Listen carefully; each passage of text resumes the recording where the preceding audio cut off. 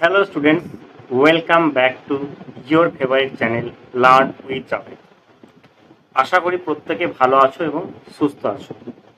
তোমরা জানো আমরা আমাদের চ্যানেলে ক্লাস 9, 10, 11, 12 এর ফিজিক্স, কেমিস্ট্রি এবং ম্যাথামেটিক্সের ক্লাস আমরা করিয়ে থাকি।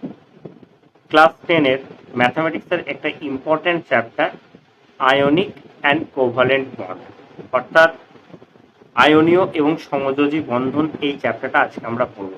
খুব ইজি একটা চ্যাপ্টার, খুব ভালোভাবে একদম ডিটেলসে লাইন বাই লাইন আমরা এটাকে ডিসকাশন করব। যে সমস্ত স্টুডেন্ট যারা ইংলিশ ভার্সনে পড়ছো তাদের জন্য এই ক্লাসটা খুব হেল্পফুল হবে।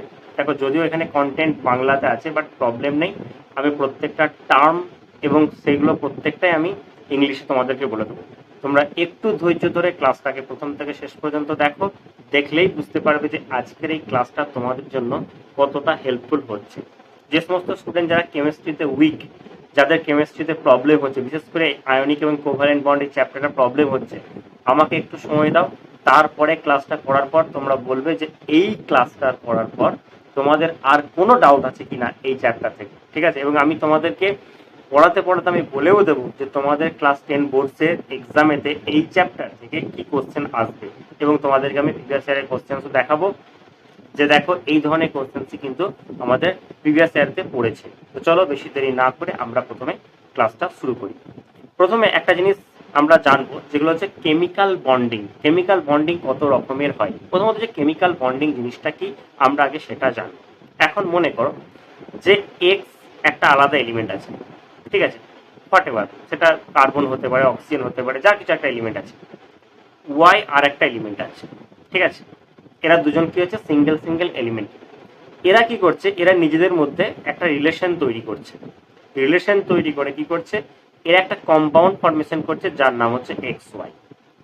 এই যে রিলেশনটা তৈরি করলো, এই রিলেশনটাকে আমরা বলছি কেমিক্যাল বন্ড।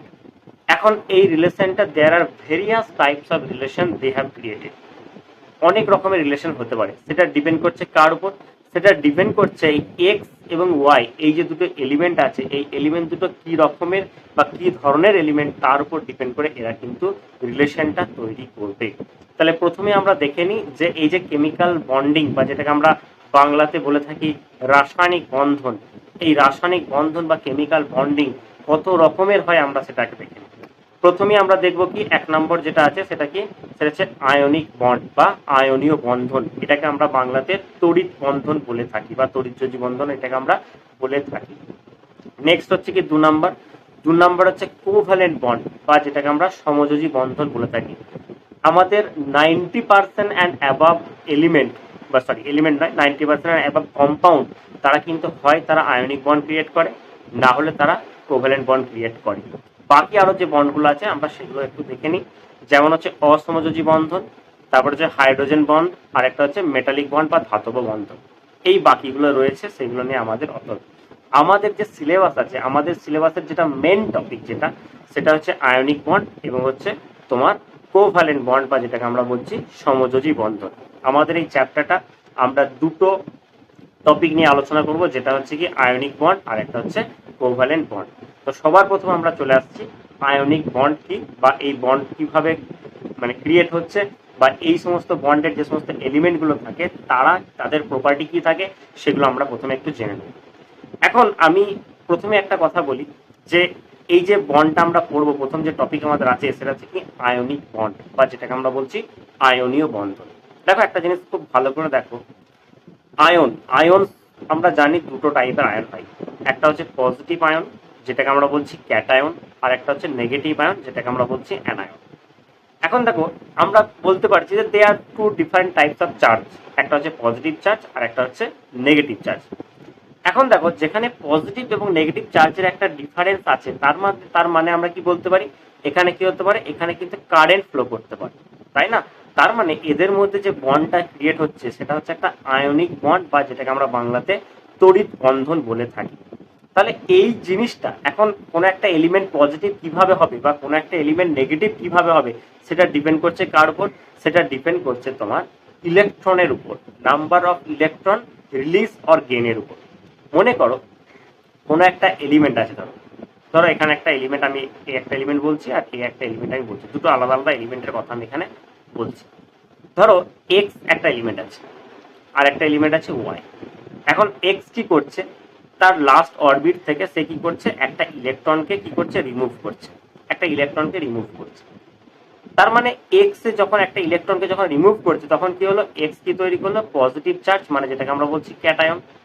এখন এরা যদি একে অপরের মধ্যে রিলেশন তৈরি করতে চায় তাহলে এর রিমুভ করা ইলেকট্রনটা কি করবে, তোমার ওয়াই কি করবে, অ্যাকসেপ্ট করবে। তাহলে ওয়াই কি করছে, এর রিলিজ করা ইলেকট্রনটাকে বলছে ঠিক আছে তুই যেটা বাদ দিয়ে দিচ্ছিস বা যেটা কি করছিস আমি সেটা কি করছি, রিলিজ করছিস, সেটাকে আমি নিয়ে নিচ্ছি। তাহলে কি হচ্ছে, এর রিলিজ করা জিনিসটা এ কিন্তু নিয়ে নিচ্ছে। তখন কি হচ্ছে, ওদের মধ্যে কি হচ্ছে, একটা সুন্দর রিলেশন ক্রিয়েট হচ্ছে যেটাকে আমরা বলছি আয়নিক বন্ড। তখন এ কি করছে, এই হচ্ছে ওয়াই মাইনাস, যেটাকে আমরা অ্যানায়ন বলছি। তাহলে ক্যাটায়ন এবং অ্যানায়ন এরা ফর্মেশন করছে এবং এরা একে অপরের সঙ্গে কি হচ্ছে, একটা স্ট্রং ইলেকট্রিক বন্ড ক্রিয়েট করছে, যার ফলে একটা কম্পাউন্ড ফর্মেশন হচ্ছে এক্স ওয়াই। তাহলে এই ধরনের যে কম্পাউন্ডগুলো থাকে সেগুলোকে আমরা আয়নিক কম্পাউন্ড বলছি, আর এই যে বন্ডগুলো থাকে এই বন্ডগুলোকে আমরা বলছি আয়নিক বন্ড। ওকে, আশা করি আয়নিক বন্ড সম্পর্কে তোমাদের ডাউটটা ক্লিয়ার হয়েছে। এবার এই যে আয়নিক যে কম্পাউন্ডগুলো থাকে তাদের কিছু প্রপার্টি থাকে। কি কি প্রপার্টি থাকে আমরা প্রথমে কি দেখব, প্রথমত হচ্ছে এই যে বন্ডটা ক্রিয়েট হলো, এই বন্ডটা কি কার মাধ্যমে ক্রিয়েট হলো, একটা স্ট্রং ইলেকট্রিক ফোর্স, যেটাকে আমরা বলছি স্ট্রং ইলেকট্রিক ফোর্স যেটা আছে সেই ইলেকট্রিক ফোর্স অফ অ্যাট্রাকশনের মাধ্যমে এই কম্পাউন্ডটা ক্রিয়েট হলো। তাহলে যখনই আমরা দেখতে পাচ্ছি যে এই কম্পাউন্ডটা ক্রিয়েট হলো, এটা এদের যে বন্ডটা সে বন্ডটা অনেক স্ট্রং, তার মানে আমরা বলতে পারি যে এই যে কম্পাউন্ডের যে এলিমেন্টগুলো আছে তারা কিন্তু সিঙ্গেল ভাবে তাদের কিন্তু কোনো রকম ভাবে এক্সিস্টেন্ট থাকা পসিবল নয়। সেজন্য এখানে বলা হচ্ছে দেখো আয়নীয় যৌগের স্বতন্ত্র অণুর অস্তিত্ব থাকে না। এটা একটা পরীক্ষাতে কোশ্চেন পড়ে এমসিকিউ এর এই লাইনটা থেকে, যে নিম্নলিখিত which of the following compound has not বা হ্যাভ নট, এরকম থাকে একটা কোশ্চেন, যে যারা কিন্তু ইন্ডিভিজুয়ালি বা যারা কিন্তু কি করতে পারে না, মলিকিউল ইন্ডিভিজুয়াল মলিকিউল ফর্ম করতে পারে না, সেটা কি হবে, সেটা হচ্ছে যে কোনো আয়নিক কম্পাউন্ড। আমরা একটা এক্সাম্পল হিসেবে নিতে পারি ক্যালসিয়াম অক্সাইড, এটা হচ্ছে একটা আয়নিক কম্পাউন্ড, ঠিক আছে। সোডিয়াম অক্সাইড NaO Na2O, এরা প্রত্যেকেই কিন্তু আয়নিক কম্পাউন্ড। এখন একটা জিনিস লক্ষ্য করে দেখো, ক্যালসিয়াম অক্সাইড বা সোডিয়াম অক্সাইড বা তুমি হয়তো নিলে ধরো NaCl, সোডিয়াম ক্লোরাইড, এরা প্রত্যেকেই হচ্ছে কি, এরা প্রত্যেকেই হচ্ছে আয়নিক কম্পাউন্ড। কেন এদেরকে আয়নিক কম্পাউন্ড বলছি তার কারণ একটা জিনিস লক্ষ্য করে দেখো, খুব ভালো করে শুনবে ব্যাপারটা, যে এখন দেখো এই যে মেটাল, দেখো এখানে সোডিয়াম আছে একটা মেটাল, ক্যালসিয়াম আছে সেটাও একটা মেটাল, যাই বলি না কেন পটাশিয়াম, ক্যালসিয়াম, সোডিয়াম, ম্যাগনেসিয়াম, এরা প্রত্যেকেই হচ্ছে কি, এরা প্রত্যেকেই হচ্ছে মেটাল। এখন একটা জিনিস দেখো, আমি যখন চ্যাপ্টারটা স্টার্ট করলাম তখন কি বললাম বলতো, যে যারা আয়নিক কম্পাউন্ড ফর্মেশন করবে তারা কি করবে, আয়নস ফর্মেশন করবে, সবার আগে হচ্ছে কি আয়ন ফর্মেশন করবে, তার মানে ইলেকট্রন রিলিজ করবে অর ইলেকট্রন গেইন করবে। মেটালের যে প্রপার্টি, মেটালের যে নেচার, মেটাল কি করে, মেটাল অলওয়েজ ইলেকট্রন রিলিজ করে। তাহলে সেজন্য ম্যাক্সিমাম আমরা বুঝবো কি করে, যেটা আয়নিক কম্পাউন্ড 90% কি, সমস্ত আয়নিক কম্পাউন্ডগুলো আমরা যদি দেখি তার মধ্যে একটা মেটাল কিন্তু প্রেজেন্ট থাকবে। তাহলে মেটাল প্রেজেন্ট আছে মানে আমরা বুঝে যাব এটা হচ্ছে আয়নিক কম্পাউন্ড। ওকে, আশা করি বুঝতে পেরেছো। এদের যে বন্ডটা থাকে এই বন্ডটা খুবই স্ট্রং থাকে, একটা স্ট্রং ইলেকট্রিক ফোর্স থাকে, যার জন্য কি হচ্ছে এদের মেল্টিং বা বয়েলিং পয়েন্টটা কিন্তু খুব হাই হয়। যেমন দেখো আমি এখানে বলেছি যে NaCl এর যেটা মেল্টিং পয়েন্ট সেটা হচ্ছে 800 ডিগ্রি সেন্টিগ্রেড এবং বয়েলিং পয়েন্ট হচ্ছে 1410 ডিগ্রি সেন্টিগ্রেড। মানে বুঝতে পারছো এদের মেল্টিং পয়েন্ট এবং হচ্ছে বয়েলিং পয়েন্টটা খুবই হাই হয়। তার কারণ হচ্ছে একটাই, অন্য কিছু নয়, এদের মধ্যে কি হচ্ছে একটা স্ট্রং ইলেকট্রিক ফোর্স থাকে, যার জন্য এদের বন্ড এনার্জিটা অনেক বেশি হয়। জেনারেলি কি হয়, এরা প্রত্যেকেই কিন্তু জেনারেলি কিন্তু কি সলিড স্টেটে থাকে, এরা কঠিন অবস্থায় থাকে ম্যাক্সিমাম। এরা কি করছে, এরা এখন বুঝতেই পারছো যে এরা কি করে, এরা আয়ন ফর্মেশন করে ধরো NaCl। এদেরকে যদি আমরা অ্যাকোয়াস সলিউশনে নিই, অর্থাৎ জলীয় দ্রবণের মধ্যে যদি আমি এদেরকে পাঠাই, তখন এরা কি করবে, এটা ক্রিয়েট করবে Na+ আর এ তৈরি করবে হচ্ছে তোমার Cl-। এখন এই Na+ এবং Cl- এরা কি করে, এরা হচ্ছে আয়ন ফর্মেশন করে অ্যাকোয়াস সলিউশন বা জলীয় দ্রবণেতে। তখন তারা কি করবে, তখন কিন্তু তারা ইলেকট্রিসিটি কন্ডাক্ট করবে। তার মানে এরা যখন কম্পাউন্ড হিসেবে সলিড স্টেটে আছে তখন কিন্তু এরা কিন্তু ইলেকট্রিসিটি কন্ডাক্ট করছে না। তার কারণ হচ্ছে না এদের মধ্যে ফ্রি ইলেকট্রন আছে, না এদের মধ্যে ফ্রি আয়নস আছে। বাট এরা যখন অ্যাকোয়াস সলিউশন আমি এদেরকে যখন নিয়ে যাব তখন তারা কি করবে, তারা আয়নস ফর্মেশন করবে, সেই আয়নগুলো কি করবে, তোমার কারেন্টকে বা ইলেকট্রিসিটিকে পাস করবে। ওকে, আশা করি তোমরা আয়নিক কম্পাউন্ড এবং আয়নিক কম্পাউন্ডের যে প্রপার্টি সেগুলো প্রত্যেকটা জিনিস তোমরা বুঝতে পেরেছো। এরপর আমি তোমাদের জন্য নিয়ে আসছি যে আয়নিক কনফিগারেশনটা কেন হচ্ছে, বা এই যে এতক্ষণ ধরে আমি বলছি যে একজন ইলেকট্রন গেইন করছে বা একজন ইলেকট্রন রিলিজ করছে, কেন, একটা এলিমেন্টের কি প্রয়োজন যে সে ইলেকট্রন রিলিজ করবে, বা আর একটা এলিমেন্টেরই যে কি প্রয়োজন সে ইলেকট্রন গেইন করবে, সেটা আমরা একটু দেখব। এখন দেখো, আমি যদি এই প্রয়োজনের জায়গাটা বলি, তাহলে এখানে আমি তোমাদেরকে একটা ছোট্ট গল্প বলি। প্রথমত হচ্ছে, প্রত্যেকটা এলিমেন্ট, সেটা সবাই কি চায়, তারা তারা তাদের স্টেবিলিটি চায় লাইফে। তারা কি হচ্ছে, তারা তারা সুস্থভাবে বা স্টেবিলিটি চায়। মানে আমরা বলি না যে চলো আমি জীবনে একটু স্টেবিলিটি চাই, ঠিক সেরকম এলিমেন্টগুলো কি চাইছে, তারাও কি চাইছে, তারা হচ্ছে স্টেবিলিটি চাইছে। এখন আমি তোমাদেরকে স্টেবিলিটির গল্পটা বলতে গিয়ে তোমাদেরকে একটু যদি এরকম বলি, যে আমরা দেখেছি, দেখবে কিছু ইনার্ট গ্যাস থাকে। ইনার্ট গ্যাসটাকে আমরা বাংলায় বলছি নিষ্ক্রিয় গ্যাস বা রেয়ারার গ্যাস, আমরা এগুলোকে বলে থাকি। এখন সেগুলোকে নিষ্ক্রিয় কেন বলছে, বা সেগুলোকে ইনার্ট গ্যাস আমরা কেন বলছি, এদের আরেকটা নাম আছে নোবেল গ্যাস, কেন বলছে? আমরা যদি এদের কনফিগারেশনটা দেখি, আমরা দেখতে পাবো এদের প্রত্যেকের লাস্ট অরবিটে, একমাত্র হিলিয়াম বাদ দিয়ে বাকি প্রত্যেকের আর্গন, নিয়ন, ক্রিপ্টন, রেডন, জেনন, এদের প্রত্যেকের লাস্ট অরবিটে 8টা ইলেকট্রন থাকে, আর হিলিয়ামের থাকে 2টো ইলেকট্রন। এদেরকে নিষ্ক্রিয় কেন বলা হচ্ছে, তার কারণ হচ্ছে এরা কিন্তু কোনোভাবে কোনো কেমিক্যাল রিয়াকশনে এরা কিন্তু পার্টিসিপেট করে না। অর্থাৎ বলতে পারো এদের যে বন্ডটা আছে, সেই বন্ডটা এতটা বেশি স্ট্রং যে এদেরকে আমরা ভেঙে অন্য কারোর সাথে কম্বিনেশন তৈরি করতে পারি না। মানে দে আর স্টেবল।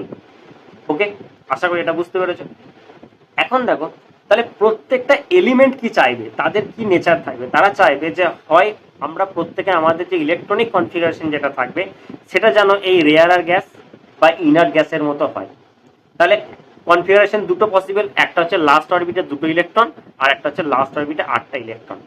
এই কনফিগারেশন করার জন্য যার কাছে ক্রাইসিস আছে ইলেকট্রনের, সে কি করছে, পাশের জনের কাছ থেকে সেই ইলেকট্রনটাকে অ্যাকসেপ্ট করে নিয়ে শেষে 8টা করার চেষ্টা করছে বা 2টো করার চেষ্টা করছে, বা কোনোভাবে হয়তো দেখা যাচ্ছে যেটা এক্সেস ইলেকট্রন আছে সেটাকে সে কি করছে, রিলিজ করে দিচ্ছে। মেটালের ক্ষেত্রে আমরা কি দেখবো, তাদের লাস্ট অরবিটে কি হচ্ছে, এক্সেস ইলেকট্রন থাকছে, সেই জন্য তারা কি করছে, ইলেকট্রনগুলোকে রিলিজ করে দিয়ে তোমার এই 8 কনফিগারেশনে আসার চেষ্টা করছে বা 2 কনফিগারেশনে আসার চেষ্টা করছে।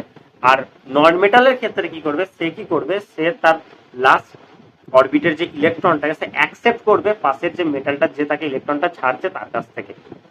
ওকে, যে সেও চেষ্টা করবে যে এই 8 কনফিগারেশন আসা। এখন এই যে 8 কনফিগারেশন অর্থাৎ লাস্ট অরবিটে 8টা ইলেকট্রন, এটাকে আমরা বলছি অক্টেট রুল বা অষ্টক সূত্র।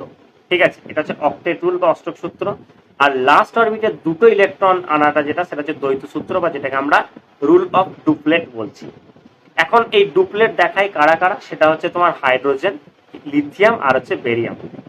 ঠিক আছে, এখন একটা জিনিস লক্ষ্য করো, বেরিলিয়াম সরি। এখন ভালো করে জিনিসটা বোঝার চেষ্টা করবে। দেখো, মনে করো আমি একটা লিথিয়াম নিচ্ছি। লিথিয়ামের কনফিগারেশন হচ্ছে কি, যে ফার্স্ট যে অরবিটটা আছে, ধরো এটা ধরো ফার্স্ট অরবিট বলছি। এই ফার্স্ট অরবিটেতে লিথিয়ামের কি হচ্ছে, 2টো ইলেকট্রন আছে, এ একটা ইলেকট্রন আর এ একটা ইলেকট্রন, এবং তারপরে লাস্ট অরবিট আছে একটা ইলেকট্রন। টোটাল কটা হলো, টোটাল হচ্ছে 3টে ইলেকট্রন হলো লিথিয়ামের। এখানে মনে করো আরেকটা এলিমেন্ট আছে এক্স ওয়াই জেড, ধরো সোডিয়াম আছে ধরো। তাহলে সোডিয়াম যদি থাকে, এর কি হচ্ছে 3টে অরবিট আছে। এখন ফার্স্ট অরবিটে কটা থাকে, ফার্স্ট অরবিটে 2টো ইলেকট্রন থাকে, সেকেন্ড অরবিটে 8টা, 4 5 6 7 8, আর লাস্ট অরবিটে একটা ইলেকট্রন। তার মানে এর কনফিগারেশনটা কি হচ্ছে, দেখো 2 8 আর হচ্ছে 1, এটা হচ্ছে সোডিয়াম। আর এর কনফিগারেশন হচ্ছে 2 and 1। ওকে, ভালো প্রশ্ন। এখন আমি কি বললাম, যে এরা প্রত্যেকেই চায়, এটা যে লিথিয়াম একটা এলিমেন্ট আছে কিন্তু আয়ন ফর্মেশন করেনি এখনো পর্যন্ত, লিথিয়াম আছে, আর এটা হচ্ছে কি সোডিয়াম আছে। এখন এদের টার্গেটটা কি, এদের টার্গেটটা হচ্ছে আমরা আমাদের স্টেবিলিটির জন্য আমরা কোথায় পৌঁছাতে চাই, আমরা ইনার্ট গ্যাসের কনফিগারেশনে যেতে চাই। এখন তোমরা আমাকে বলো যে এই যে লিথিয়াম আছে, এই লিথিয়ামের পক্ষে পসিবল ও 8টা লাস্ট অরবিটে ইলেকট্রন করা, মানে অক্টেট রুলকে ফলো করা পসিবল? কারণ ওকে 8টা ইলেকট্রন করতে গেলে ওকে 7টা ইলেকট্রন গেইন করতে হবে। কে দেবে ওকে 7টা ইলেকট্রন? প্রথম প্রথম প্রশ্ন হচ্ছে এটা, যে এতগুলো ইলেকট্রন কে দেবে?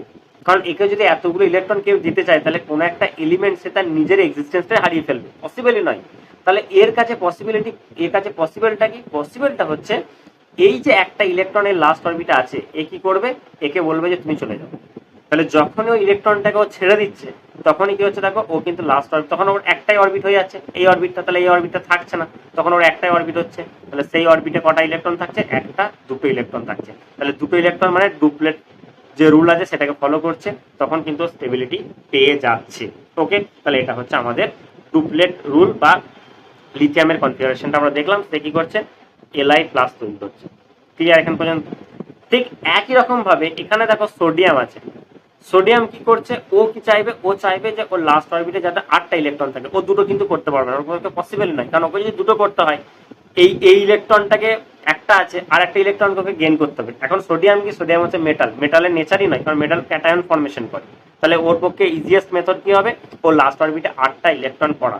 সেজন্য ও কি করবে, এই যে ইলেকট্রনটা আছে এই ইলেকট্রনটাকে ও কি করবে, ছেড়ে দেবে, দিয়ে তৈরি করবে Na প্লাস। তাহলে Na প্লাস মানে ফার্স্ট অরবিটে দুটো, সেকেন্ড অরবিটে 8টা।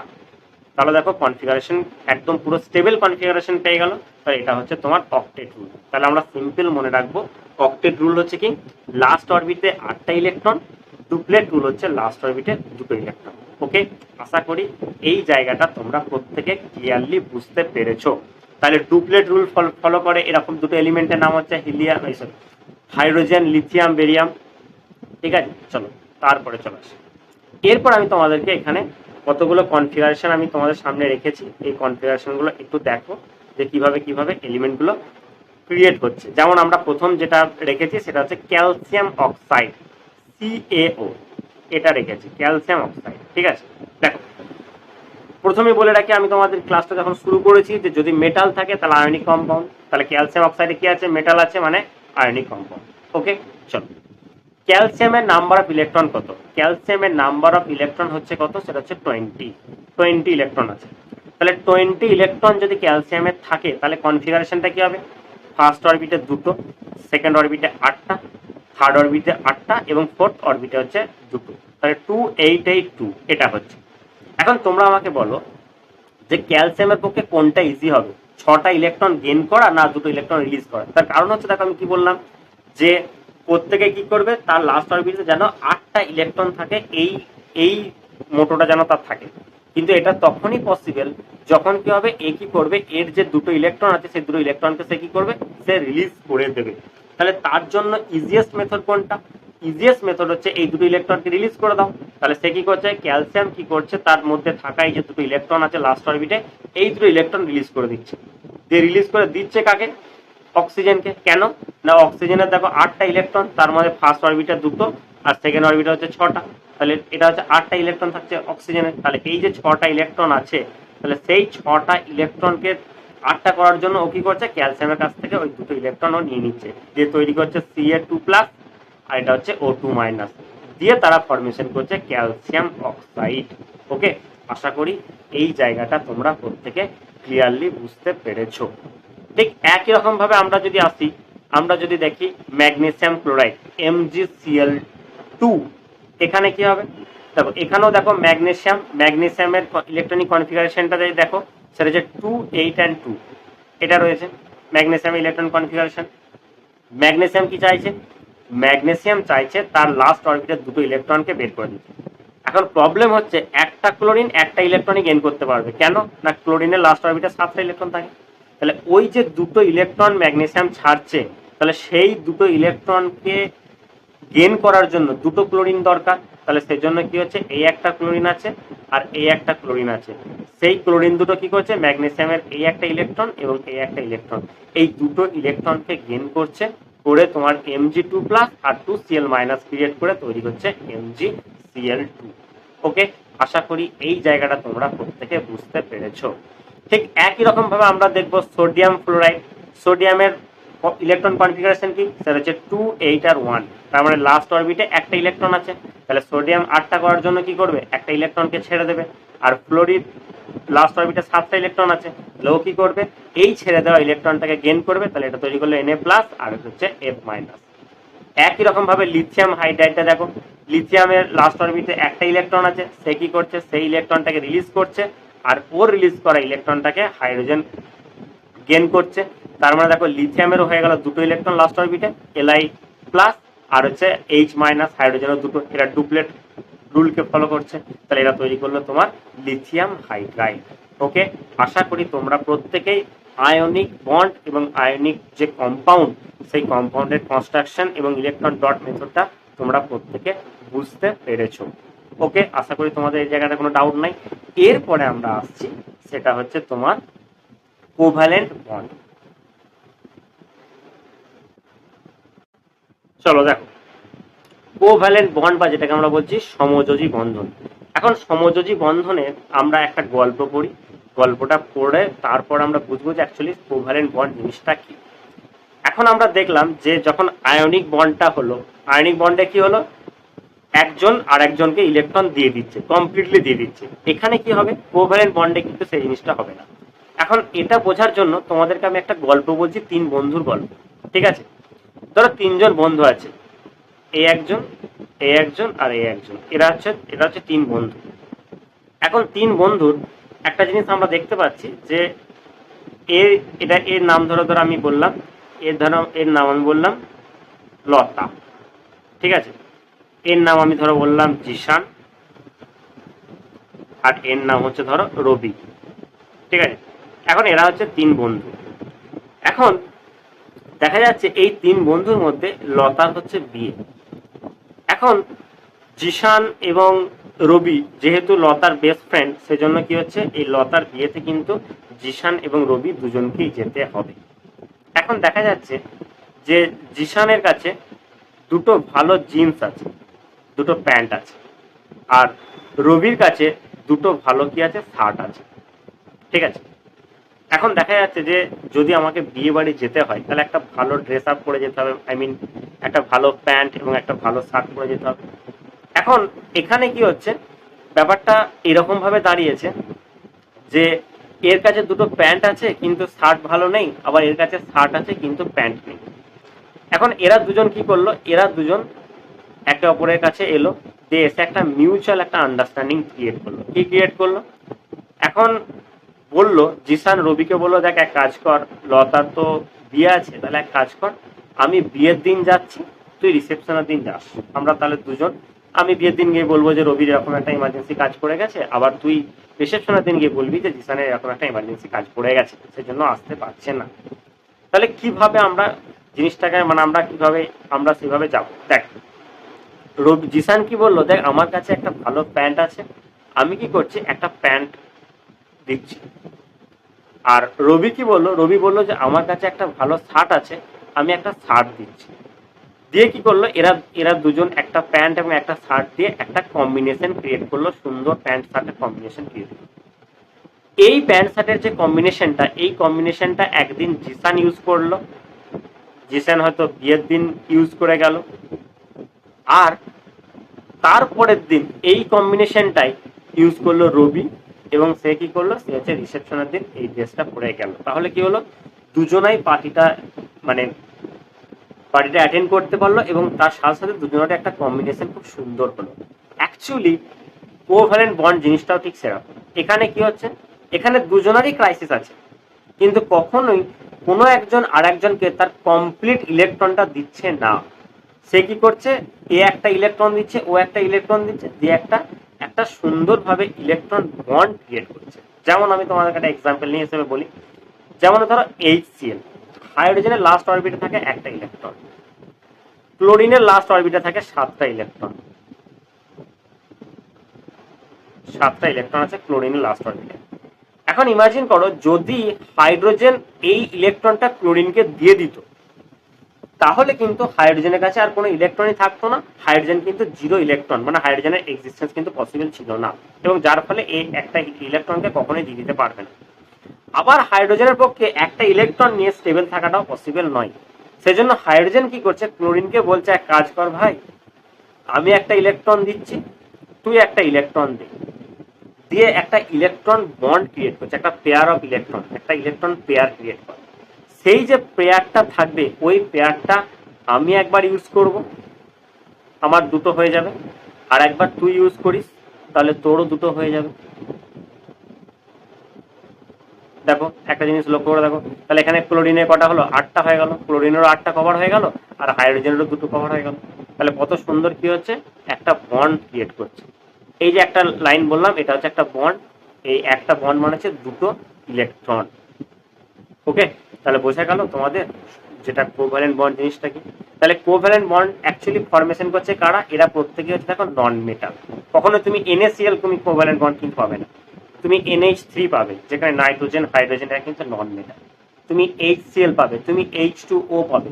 এরা প্রত্যেকেই হচ্ছে তোমার কি কোভ্যালেন্ট বন্ড ক্রিয়েট করবে। কেন না, তার কারণ হচ্ছে এরা হচ্ছে কোভ্যালেন্ট কম্পাউন্ড, এবং প্রত্যেকটা জিনিস দেখো তুমি কিন্তু এরা নন মেটাল। এটা একটা জিনিস পেলে।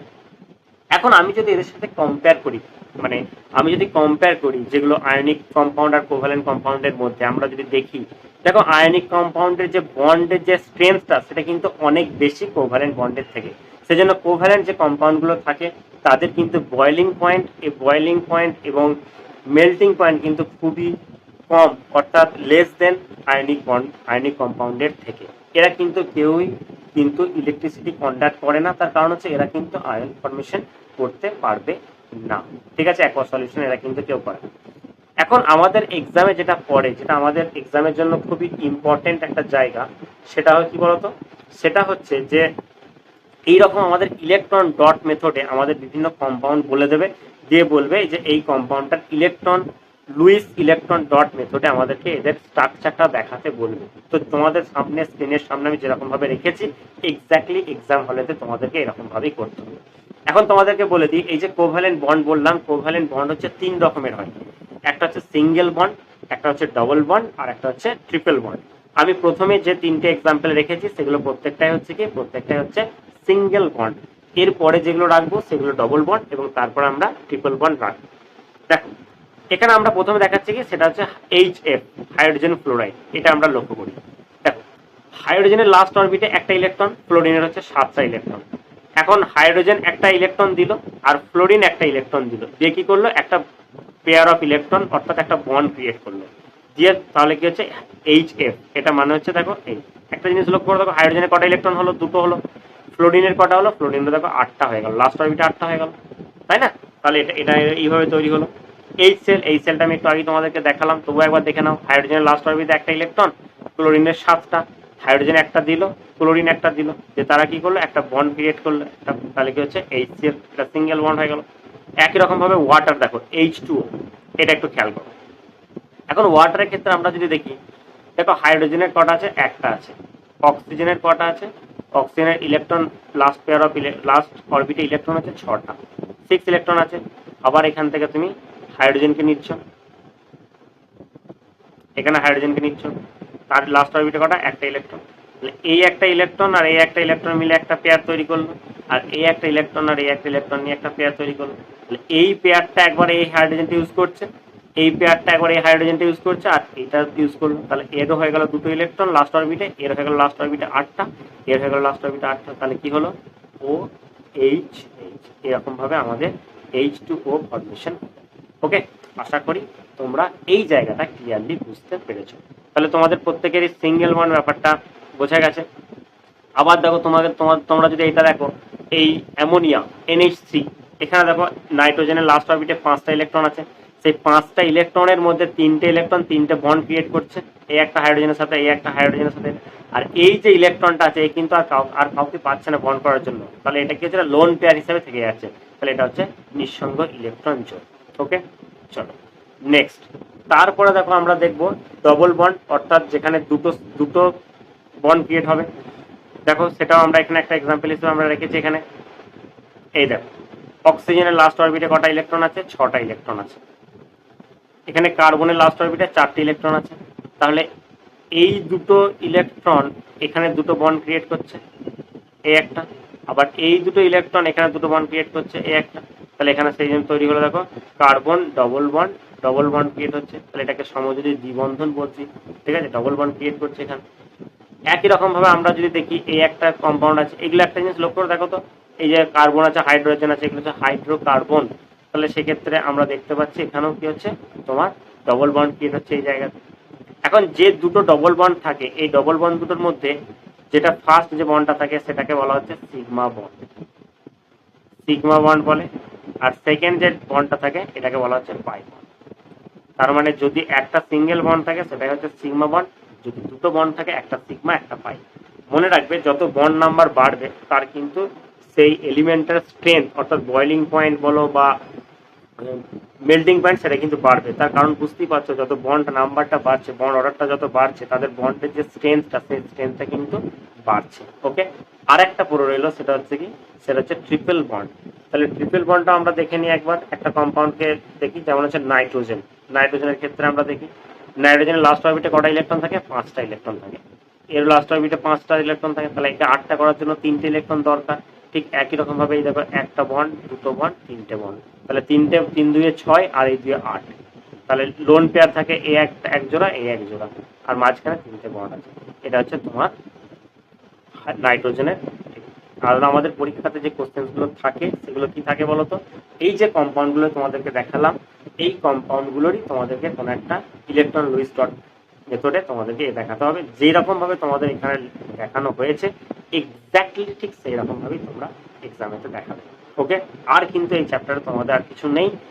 আশা করি এই চ্যাপ্টারের আর কোনো কিছু তোমাদের ডাউট হবে না। তোমরা একবার ক্লাসটা প্রথম থেকে শেষ পর্যন্ত দেখো, দেখলেই বুঝতে পারবে যে এই ক্লাসটা করার পর তোমাদের এই চ্যাপ্টারের আর কোনো ডাউট থাকবে না। ঠিক আছে, তাহলে আজকে ক্লাসটা আমরা এখানেই শেষ করলাম। ভিডিওটা যদি ভালো লাগে তোমাদের বন্ধুদের সাথে অবশ্যই ভিডিওটা শেয়ার করো, এবং আমাদের চ্যানেলে নতুন হয়ে থাকলে প্লিজ চ্যানেলটি সাবস্ক্রাইব করো। থ্যাংক ইউ, তোমাদের সাথে দেখা হচ্ছে নেক্সট ক্লাসে।